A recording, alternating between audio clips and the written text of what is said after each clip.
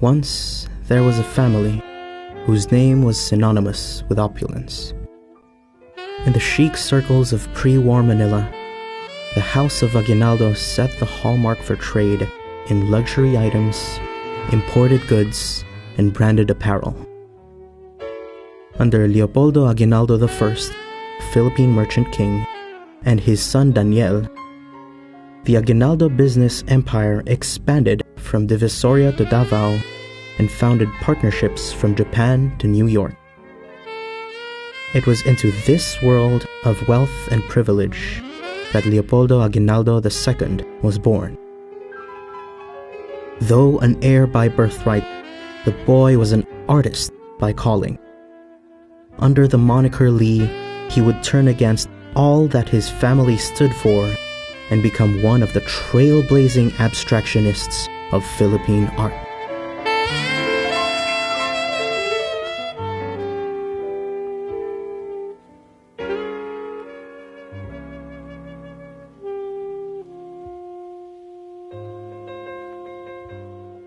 Lee was born on September 5, 1933, the eldest son of Daniel Aguinaldo and Helen Leontovich, an American of Jewish-Russian descent. As the first grandson and namesake of the patriarch, Lee, like his father before him, was expected to take over the family business. But the boy had only one dream: to paint. It was a dream that Lee's father discouraged from an early age. As a child, Lee nurtured his gifts with the help of the family gardener. This Japanese gardener built a tree house wherein my father could sneak and start drawing. And this gardener would supply him with all the art materials as well. He would tell my father when my grandfather was around, so my father would go down the tree and act as if nothing's happening, like he's just playing in the garden. And this Japanese gardener was the first big influence in my father's artistic path.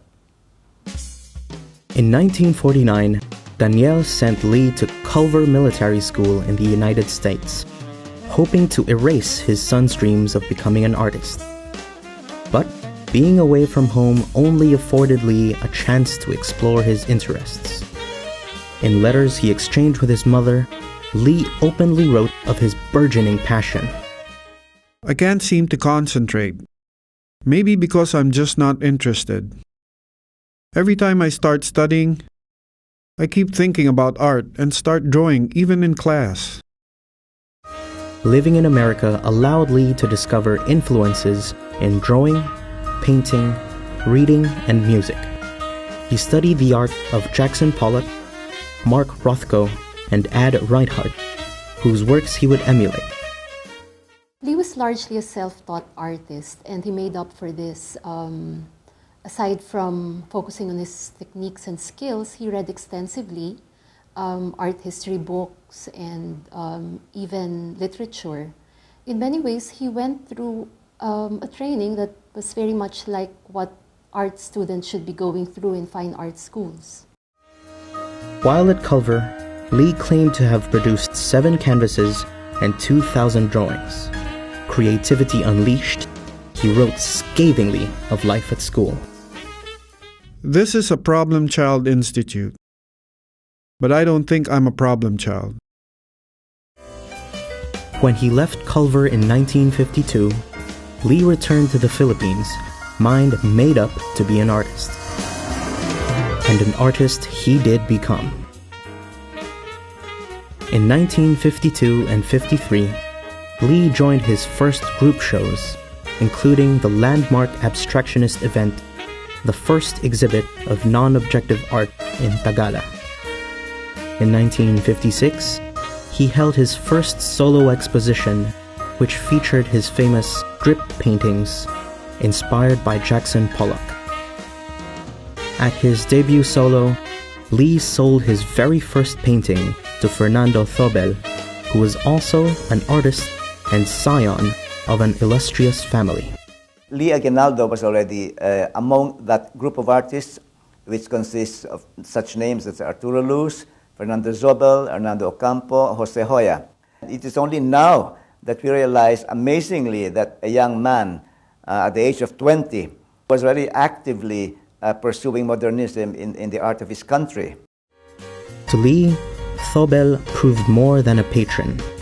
He was a mentor, critic, and lifelong friend. Thobel was the kind of godfather then of the Luz Gallery. Whenever he comes to visit Manila, he's the guy to talk to, he's the guy to be with, especially if you are an artist, because this guy is really so erudite. When Lee, Chabet, Sobel would meet together in Lee's place, it was like high art, high priest performing a kind of a caucus, you know. Despite earning early acclaim, Lee could not escape his family's expectations. In the year he held his first solo exhibit, Lee started working for Daniel R. Aguinaldo Corporation, or Dracor. Thus began Lee's decade-long struggle to balance corporate and creative life. In 1960, as he began winning one art competition after another, Lee resigned briefly from Dracor. I wanted a job that I could attach my identity to. Not just one of the Aguinaldos, but an Aguinaldo whose first name is Lee. Not just as a cog in a machine, but as a thinking, feeling human being. Later that year, Lee married his Italian girlfriend Elvira Campillo. With their daughter and 2 sons, they settled in Patio Madrigal, the rent for their home paid for by Dracor. In Patio Madrigal, Lee embraced the high life only an artist of his genius and affluence could have. Here, Lee lorded over discussions on art over the finest whiskey, with a circle of friends that included Thobel, Roberto Chabet, Eric Torres, and Pandy Aviado. Of course, there would be food, there would be alcohol, there'd be music, there'd be a lot of art. And then in the end, there is a kind of a quote-unquote ritual we do. We make drawings or artworks, you know, and then we would show each other what we did, you know, based on what we felt that evening. No evening at Patio Madrigal was complete either, without the omnipresence of Lee's other love, jazz. It was more of the cool jazz that he liked, which was so different from the bebop music of the 40s during the war. Just like the name, you know, cool, it really cooled you off and mellowed you off. With Lee, he would have the jazz music in the background and he would be painting. In the 1960s, Lee's art flourished. He produced one revolutionary work after another. The flick paintings, for which he devised a new way of applying paint onto canvas. The Galumph series, inspired by Lewis Carroll's Alice in Wonderland, and the Linear series, which included pieces that Thobel called the most brilliant and masterful Lee had ever done. Lee shifted modes easily between figuration and abstraction because for him an important part of art making is the process itself. And if you think about it, his hard-edged linear paintings have the same sense of methodical process you will find in his mixed media works. Lee also showed how important it is to continuously challenge yourself. And that's why you can't think of him having a linear kind of development. He was always in transition, looking for new ways to do his art and to express his ideas. As his career skyrocketed, Lee faced marital pressures which were compounded by intensifying clashes with his father.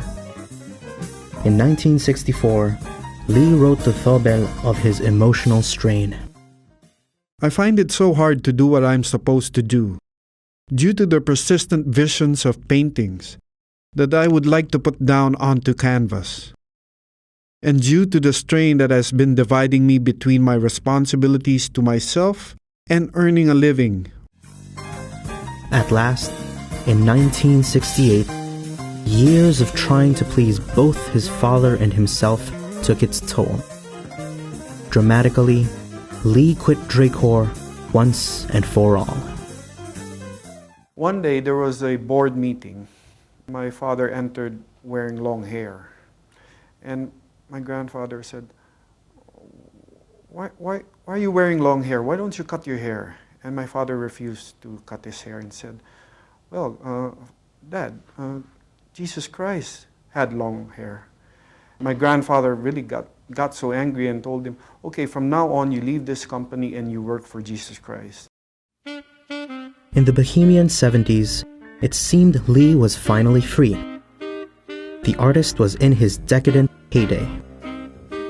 That decade, Lee pursued more experimental art. With the help of Butch Baluyot and Wig Theismans, Lee incorporated photography and mixed media into his repertoire. We were in Lee's place and I came straight from Baguio. I printed some pictures of my family, which I really liked, and I showed Lee. Tingin mo dyan, sabi.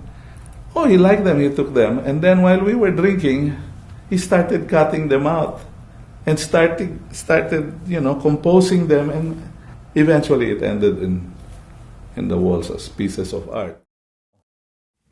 As always, shadows haunted Lee's success.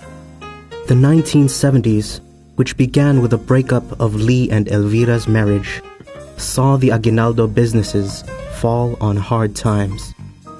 In 1978, unable to pay his rent, Lee was evicted from Patio Madrigal. He moved to the Hotel Frederick, owned by his friend Rene Connect.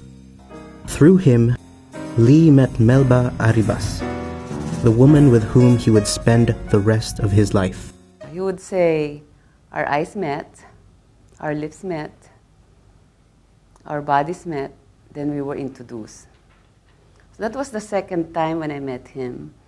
And there was a mutual attraction already.